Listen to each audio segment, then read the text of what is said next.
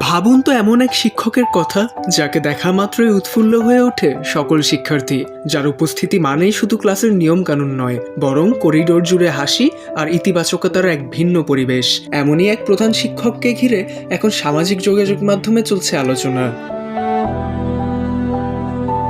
তিনি Jack বাউয়ার master.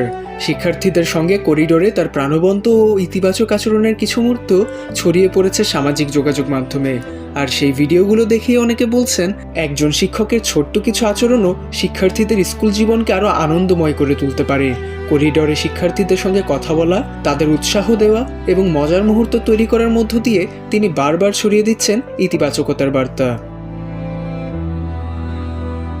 সাধারণত school মানেই এক ক্লাস থেকে আরেক ক্লাসে ছুটে চলা, শিক্ষক শিক্ষার্থীদের ব্যস্ততা আর নানা নিয়মের মধ্যে দিন কাটানো। কিন্তু জ্যাকের কাছে সেই জায়গাটি যেন শিক্ষার্থীদের সঙ্গে একটু আনন্দ ভাগ করে নেওয়ার সুযোগ। এই দৃশ্যই এখন অনলাইনে প্রশংসা কুড়াচ্ছে।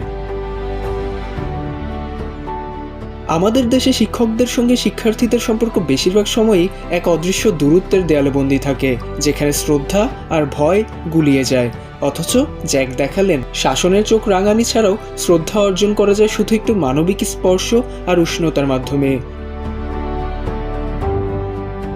ভাইরাল হওয়া এই দৃশ্যগুলো আসলে পুরো পৃথিবীর শিক্ষা ব্যবস্থার জন্যই এক নীরব বার্তা। শিক্ষা মানে কেবল সিলেবাস শেষ করা কিংবা কড়া নিয়মে বেঁধে রাখা নয়। শিক্ষা মানে এমন এক নিরাপদ আশ্রয় তৈরি করা যেখানে শিশুরা মুক্ত মনে হাসতে পারে এবং প্রতিদিন সকালে স্কুল আসার জন্য মনের ভেতরে একটা গভীর টান অনুভব করে। ওমর ফারুক সাজ্জাদ, বাংলা টিভি।